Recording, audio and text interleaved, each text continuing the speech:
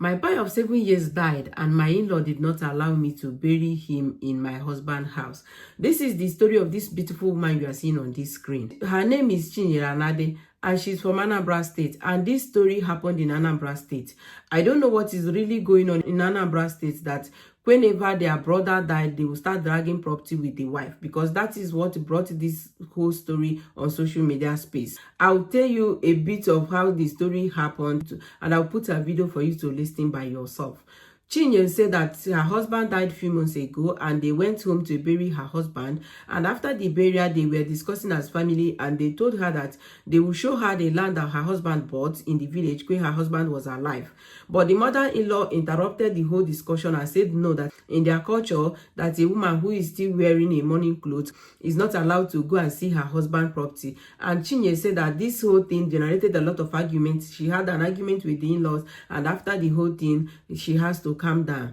And the in-law told her that they will be coming to Lagos to see everything her husband has, the warehouse, her business, her bank account, all the money that her husband left in his bank account, that they want to come and see all of them. And if she showed them land A, they will bring the document for the land A and bring everything that belonged to that land A. That is how they requested they will see what the husband left for them.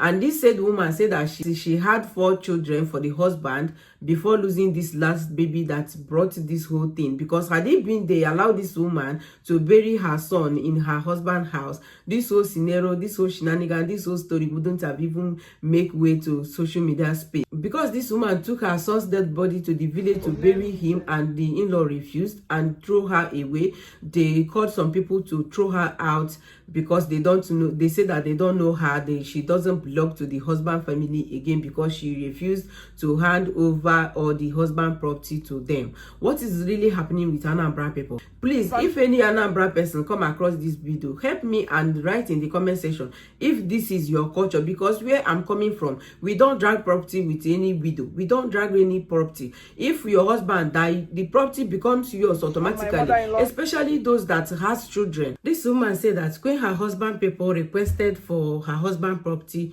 she refused, because obviously even me, I will refuse, because she has to train her kids. The husband left the kids for only her. If the in-law should collect all the property that her husband left behind, what will be her fate and that of her children? She will obviously refuse, and even me, I will refuse as well. So she refused, and these people went to one deity called Okija and put her name there.